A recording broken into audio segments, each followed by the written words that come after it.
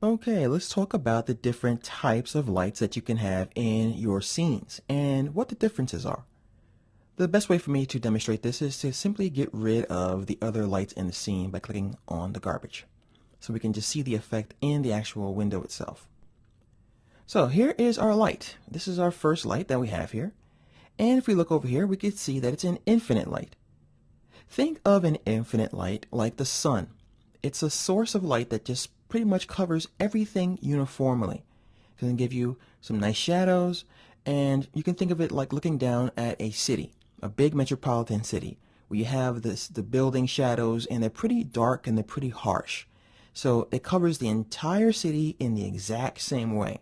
Not a whole bunch of fall off, it's just a very strong light.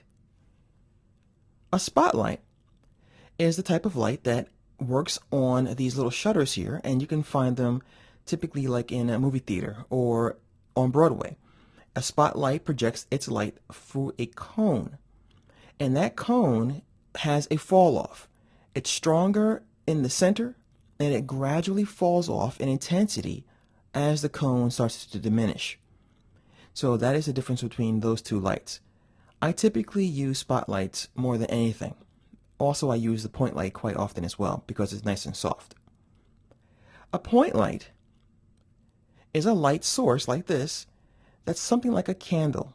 It's going to radiate light in all directions, but it also does have a fall off as it gets further away from the object that it's trying to hit.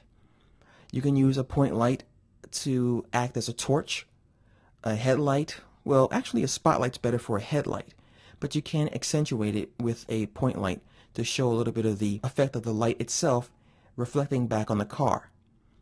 So those are the different main types of light. I will spend a separate lesson talking about the diffuse IBL, which is the image-based light, and show you a workflow for getting that light applied to your textures through a node in the material room. So those are your main lights. Experiment with them and see what different kinds of moods you can come up with on your poser scenes.